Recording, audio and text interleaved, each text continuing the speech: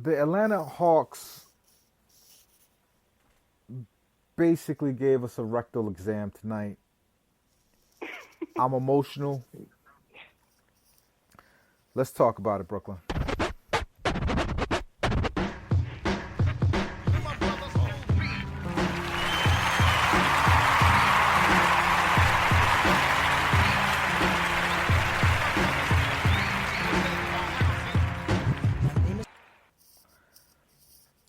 I mean, it's been a while since I've recorded a pod because every time I even set up the system, I wondered to myself, I almost checked myself and say, am I just going to get on here and just spew negativity? Who wants to hear that? We're losing ball games. Kyrie's hurt. Kevin Durant is teasing us with these pictures of him shooting and knowing full well he's not going to play. It's a complicated time to be a Nets fan. And I couldn't even bring myself to just come to the mic and then basically say, mean things. I really was trying to find a way to prove myself wrong. To maybe like Kenny would go on a run and things would change and it would look different. I'd get a new perspective. But that didn't happen. Tonight, the Nets, I mean, it's just in the most disrespectful way, got pummeled by the Atlanta Hawks. Not only did John Collins give us 33 and 13, but Cam Reddish gave him 26 and 4. Now that would hurt if it wasn't for the fact that DeAndre Hunter also gave 18 and 10. That is a complete and total can of ass whooping. That's Costco cans of ass whooping. And it's by a team that's not very good, that's young, that's trying to find themselves. But what they did was, and it looked like small ball because you're seeing John Collins, a traditional power forward, 6'9". You're saying, he's not that big. Maybe we could compete. But who in the right mind thinks that Joe Harris should be guarding Cam Reddish? Or that is remotely fair? Who thinks DeAndre Hunter is the same physical profile as Taurean Prince? Before I get truly emotional, I brought on two of the youngest and brightest bloggers that I annoy on Twitter and asked them to come on and just give me the data. Like let's not be emotional. Let's look at the hard numbers. I read an article last week on Nets Republic, and I have checked them out before on Hoops Habit. I brought my man Nolan Jensen on the front office tonight to come in and give us a perspective. Nolan, say hello. Yeah, man. Just thanks for having me on. I guess it's a bad time to be a Kenny Atkinson apologist right now, huh? Well, that's why I brought you on. I want you to give me, because you don't see you're the way you write isn't superfluous.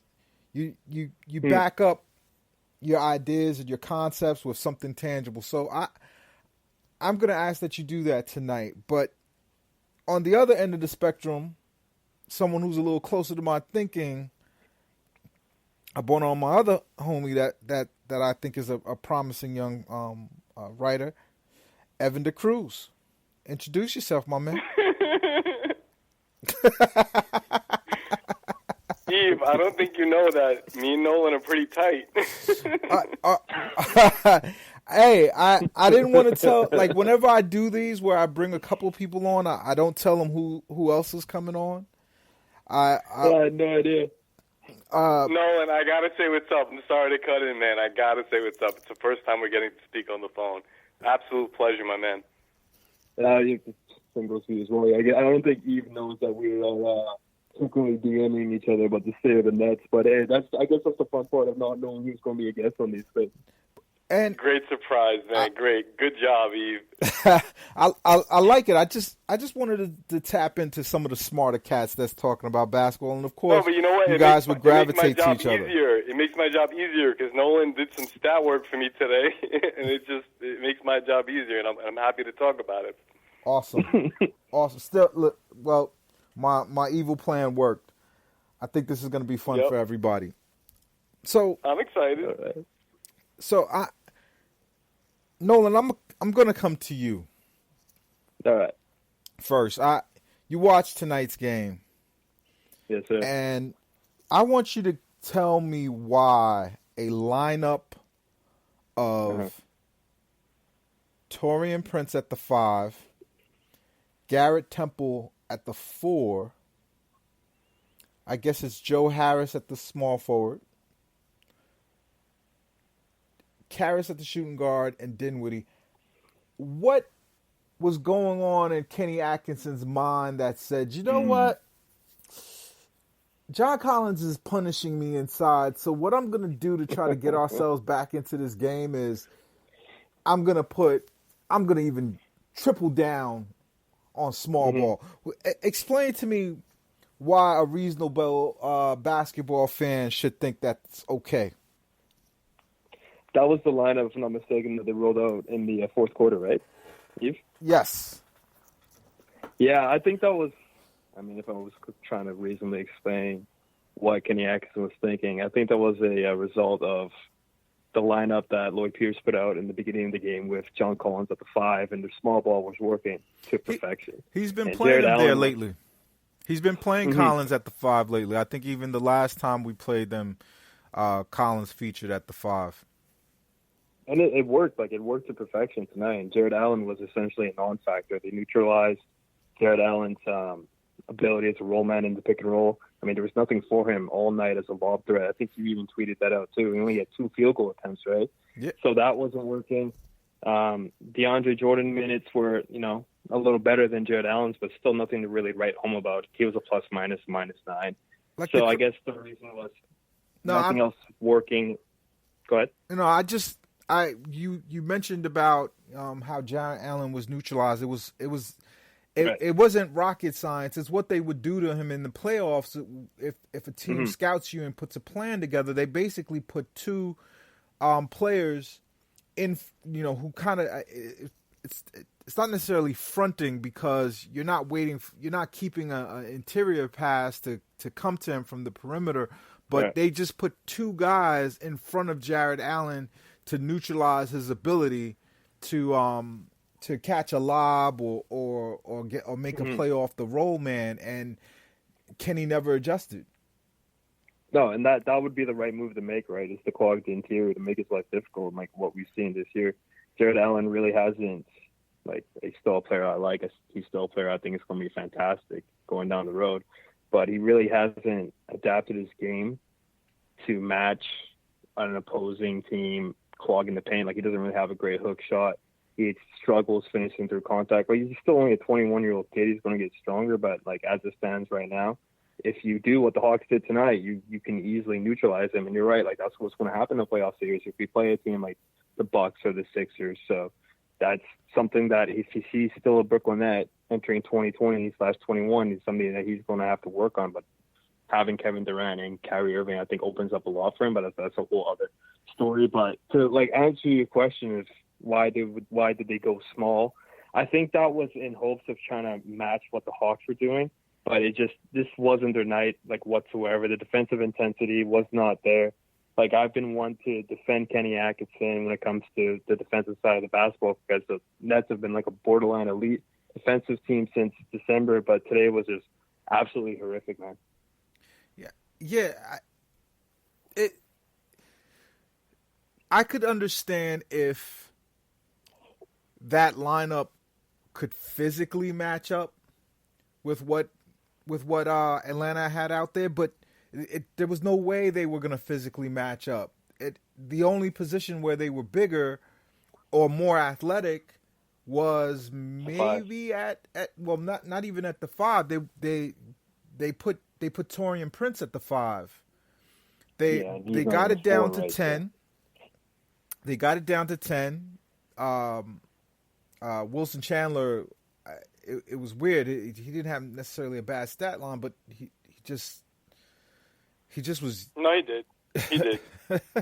No, he had a real bad stat line. So Evan 18 minutes, 1 of 3 from the field, 2 points, 1 turnover, 3 rebounds. It's pretty bad, but go on. 0 of 2 from 3. And then T crossed him and he fell, and Iron Eagle thought he hit him. The push off. He thought it was a push off. It wasn't a push off. He just fell. Okay, so coming to you, Evan. I'm wondering to myself as I'm watching this lineup and the whole game plan roll out. I'm saying to myself, it can't be that Kenny is doing this on purpose. This can't be him. No, actually, I'm going to say I think it was on purpose, and it's not to bash Kenny. It's that going back for a few months, I've pretty much come to the conclusion that Kenny runs a shot chart based defense, and it works sometimes. It does. It works sometimes, but it doesn't work all the time. And I think that in the NBA, teams scout what other teams do defensively, and I think that when you look at the Hawks, they're close to last in 3-point percentage. So is Orlando. So when those teams face us, they say to themselves, "Oh, the Nets are going to allow us to shoot threes, or they're going to allow open twos." And when you prep a team like that to play the Nets, and the team's on the same page, it's the NBA. These guys can knock down threes. I don't care if it's Cam Reddish or who else would go down the line. Kevin Huerter hit 3 threes. John Collins hit 3 threes. Hunter hit 4. Reddish hit 6. I think if you go into a game and say, hey, you're going to be open from 3, you're an NBA player, I think teams can make those threes. So I think it comes down to, it's not to bash Kenny. I think, in principle, when you play a team that's not a great 3-point shooting team outside of Trae Young or Orlando Evan Fournier, when you play a team like that, you can say, okay, we can live with them shooting threes, but the problem is when they make them. And tonight, Atlanta shot 18 of 46 from 3.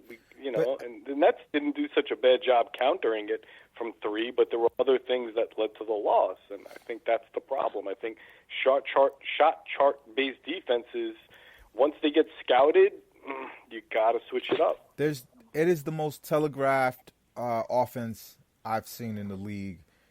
So we were just talking about how Jared Allen was a 0 tonight, but they took him away. They game planned for it. They had a specific plan. They kept 3 players in the paint. How does Jared Allen overcome that if he's not allowed or he's not even taught to shoot a mid-range jumper? No, you're right. You're right about that. It's not so much Allen's fault. He doesn't have the ability to create his own shot. That's not a secret. But I wouldn't know if he does. Right?